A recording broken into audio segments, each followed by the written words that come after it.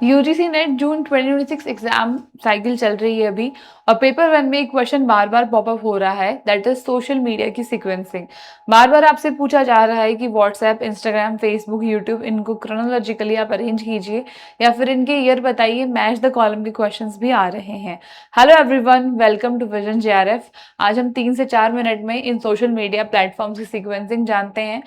यहाँ से क्या क्वेश्चन आया है वो क्वेश्चन भी बताऊंगी मैं आपको, क्योंकि ये क्वेश्चन पहली बार नहीं पूछा गया है, अब से पहले भी काफी बार इस क्वेश्चन को पूछा जा चुका है। इसके साथ साथ में और कैसे क्वेश्चन पूछे जा सकते हैं और आपको क्या क्या याद रखना है इसकी भी बात करेंगे। तो सबसे पहले फटाफट से आप इसका स्क्रीनशॉट ले लीजिए, क्योंकि एग्जाम में एग्जाम सेंटर के बाहर खड़े होकर के भी आप इसको देख सकते हैं। ज्यादा टाइम मैं आपका नहीं लूंगी। सबसे पहले हम बात करते हैं गूगल की, जो कि सबसे पुराना सोशल मीडिया प्लेटफॉर्म है, जो 1998 में आया था, और इसके फाउंडर हैं Larry page and Sergey Brin. एक चीज ध्यान रहे कि ये फाउंडर्स हैं, ओनर अभी कोई और हो सकता है। ये फाउंडर है, ओनर नहीं बोला मैंने, हो सकता है यही हो, लेकिन ये भी हो सकता है कि ओनर कोई और हो। तो ये सबसे पुराना है। एनटीए ने अभी तक फाउंडर्स के बारे में नहीं पूछा है, बट यू नेवर नो, सो हम हमारी तैयारी पूरी रखते हैं। उसके बाद में आता है लिंक्डइन, जो कि 2003 में आता है। इसके फाउंडर है रेड हॉफमैन। फिर आता है फेसबुक, जो सबसे ज्यादा यूज किया गया था 2004 में, जिसके फाउंडर है मार्क जकरबर्ग, और इसका नाम करंटली अभी मेटा है, इसे हम मेटा के नाम से जानते हैं। इसके बाद में आता है यूट्यूब, जो कि 2005 में आता है। इसके फाउंडर्स हैं Chad Hurley, Steve Chen and Javed करीम।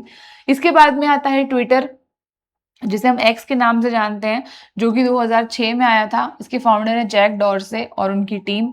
फिर है व्हाट्सएप, जो 2009 में आता है, जिसको अभी मेटा ने एक्वायर कर लिया है, मेटा ने इसको अपने पास लिया है। इसके फाउंडर्स हैं Jan Koum and Brian Acton.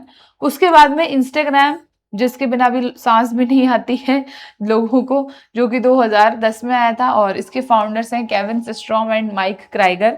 Then Telegram, जो रिसेंटली बैन हुआ, काफी विवादों में भी रहा, ये आया 2013 में, सबसे लास्ट में, और इसके फाउंडर हैं पवेल दुरोव। कौन है? पवेल दुरोव इसके फाउंडर हैं। और फिर उसके बाद में हमारे पास में है टिकटॉक, सबसे लास्ट में। टेलीग्राम जो है एक रशियन कंपनी है, और टिकटॉक जो एक चाइनीज कंपनी है। ये इंडिया में आया और फिर बैन भी हो गया, अभी करंटली इंडिया में ऑपरेशनल नहीं है, लेकिन एग्जाम में काफी बार यहाँ से क्वेश्चन पूछा जाता है।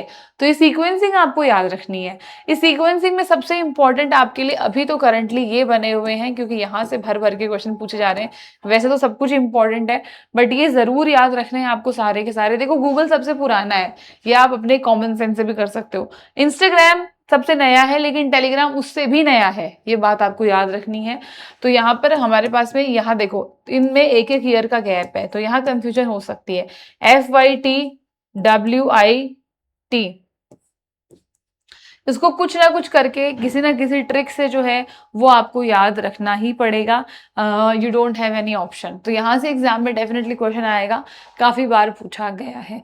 अब देखो क्वेश्चन क्या आता है, कुछ इस तरीके का क्वेश्चन जो आपसे पूछा जाता है, इसको आपको अरेंज करना है क्रोनोलॉजिकली, पुराने से नया, सबसे पुराना कौन सा है उससे नए पे लगाना है।